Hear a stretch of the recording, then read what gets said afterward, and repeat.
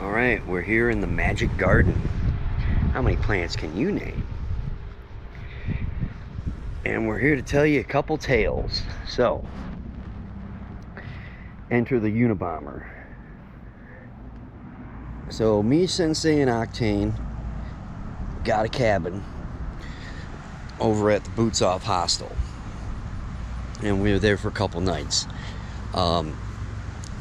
Second night we were there, dude came by, said his trail name was No Doubt, alright? But I call him the Unabomber. Now this guy, apparently, well, he said his house blew up. And he goes, I like to make fireworks. I'm like, okay, interesting story. He cashed out a retirement fund, which is what he said, all right, and he's carrying around with him like 30 or 50 grand in cash or whatever it is. Well, how did we find out about that? Well, he had left it at the hostel and he had to go back to get it after he had already gotten back on the trail. All right, this guy, well, he's a real noob to the trail, and he kind of started in the middle. He didn't do the Smokies. So I'm kind of wondering, okay, what's going on?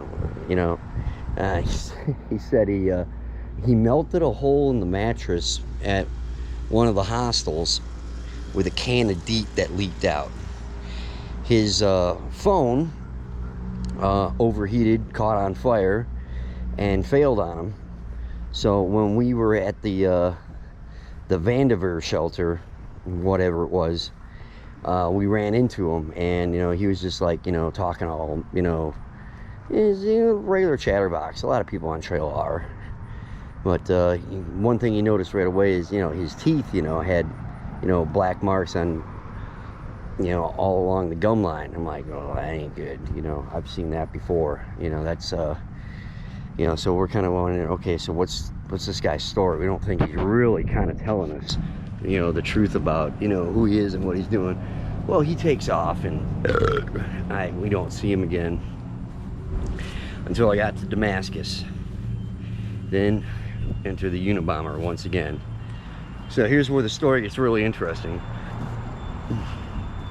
Now, when I get off trail, usually I'm hiking pretty fast, all right, because I've got two things on my microscopic mind, all right. That is dry rub chicken wings with blue cheese and beer, and not in particular in any order. And so I went to the chicken place, all right, and that's where I run into the Unabomber again. All right, he sits down, orders a Jack and Coke, and I'm kind of just shooting the shit about just everything, because I don't have any reason to hate the guy, but I do get a funny feeling around him. Well, while we're at the chicken place, all right, we had gotten done eating, all right, and somebody went into the bathroom over there and blew the motherfucker up, all right, blew it up so bad, all right, that everybody in the entire restaurant, all right, were going, oh my God, what the hell? So, I mean, they like literally evacuated the restaurant. I'm not kidding. The nurses were walking around, all right, with their shirts over their noses like this, all right, throwing open all the doors and all the windows. Whoever did that, man, holy smokes, they lit the place up. Well, anyhow, all right, after that happened, I made my way over to Crazy Larry's, where I got a room for 50 bucks a night, which, isn't bad. You get your own little room, it's better than a bunkhouse, and it's all that really was available over here. So, oh boy, so I get over to Crazy Larry's, and the Unabomber had followed me because he was looking for a place to stay, and the usual like hiker hostel that everybody likes to go to over here, I guess, is called the Broken Fiddle. Well, they're closed, and they're probably closed for another week at least. They were supposed to open up today, but no such luck. And so he ends up staying the night. Now, Crazy Larry's got this thing about alcohol, all right? Even though when I arrived, Crazy Larry's, oh, there's 2 beers in the fridge, they're like, what are they, IPAs, And he's like, you can have them if you want to. I didn't take him up on it, I kind of just I just stick to Budweiser. I know what it does to me. But yeah, IPA ain't gonna do anything anyways. So, you know, me and the Unabomber are just, you know, I'm out on the porch drinking and smoking because that's what I do, you know. And Unabomber's got nowhere else to go, so he's out there shooting the shit with me all night. And we're not loud or anything, you know, but Crazy Larry, I guess, you know, he's been around, you know, been there, seen it, done that, you know, and he knows how to read people. Well, the next morning we get up, all right, and I find out that Larry's like, yeah, I had to kick him out of here. I gave him his money back, told him he had to leave. He's like, he was drinking liquor. He goes, I can smell it. And I'm like, huh, well, that's weird. I'm drinking beer, you're not saying anything. And I drank a lot more beer than I thought he did, you know. But I guess the Unabomber really drinks, like really drinks, and I didn't see it at all. Of course, like, I'm gonna notice I'm drinking too, you know. So the Unabomber gets kicked out. He's telling me he was camping under the bridge over here in Damascus, right down the street, and the cops came by and they kicked him out.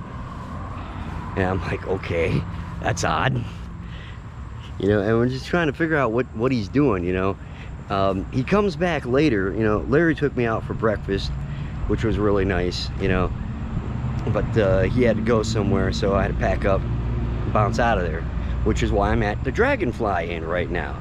And they had one room left, which is, you know, too bad, because I was really hoping Sensei and Octane might join me down here. But they actually took Crazy Larry's other building, the bed and breakfast, which was, you know, I think it's like 107 or something like that, which isn't bad, you know. It isn't bad, especially for what they got. But there's no yard, you know. It's ugly, you know.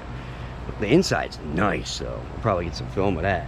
But I mean, this yard over here, I just wanted a place where I could, you know, upload my videos, you know, shoot a little YouTube, you know, relax a bit, you know, have a beer, you know, just, and oh my God, this place is just, it's so beautiful out here. It's so lovely.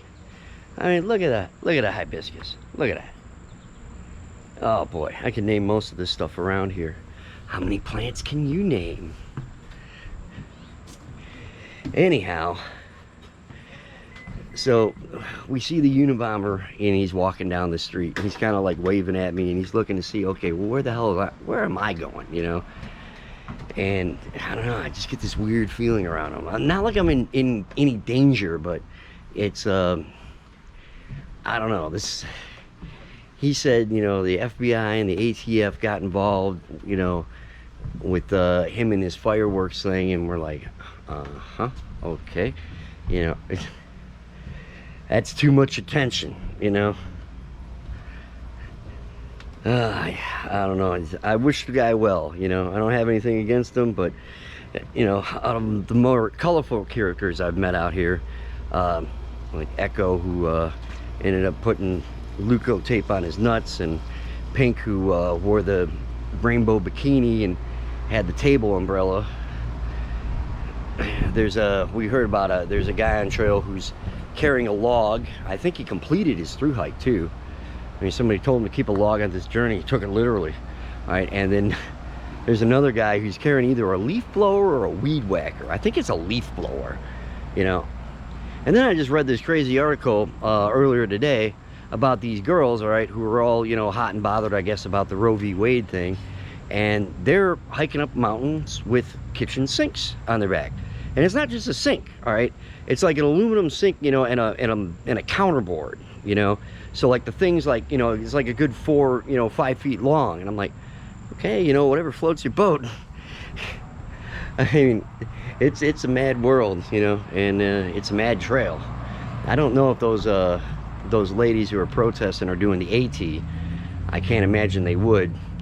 I don't think you'd make it up the mountain with a kitchen sink. That just seems patently ridiculous. But well, that's the brainwashed other side over there, man.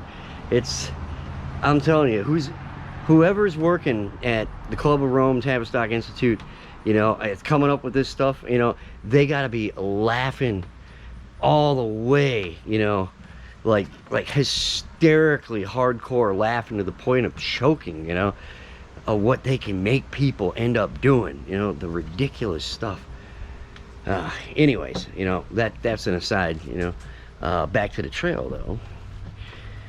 You know, my friends look like they just got started, you know, with the beginning of maybe a little bit of trench foot. You know, they want to heal up, so they're probably going to stay here another day. If that's the case, I'll probably stay here another day. Mount Rogers isn't going anywhere. And, I don't know, maybe we just make the goal, you know, hike Virginia and then come back home. It's only another, what, 500 miles. By the way, we will be passing 500 miles. In the next 29 miles, I'll be at 500 miles. And that is the Grayson Highlands, where the ponies are. Now, I've heard the ponies like to lick you because of the salt, and the ponies can bite you, and they try and steal your food and interesting stuff. So who knows what's gonna happen. Oh boy, tales from the trail. And the Magic Garden. Oh boy, this place is nice. You can just sit here and just, you know, whatever cares I had, just let them go for a bit. Alright, well, that's it for this video. I'm gonna upload this. Oh boy, the Unabomber. We're gonna call him Whoops or Chernobyl. It's like, yeah, just let him do his own thing, man. I hope we don't run into him again, but he's kind of hiking in the same direction, so we might see him again.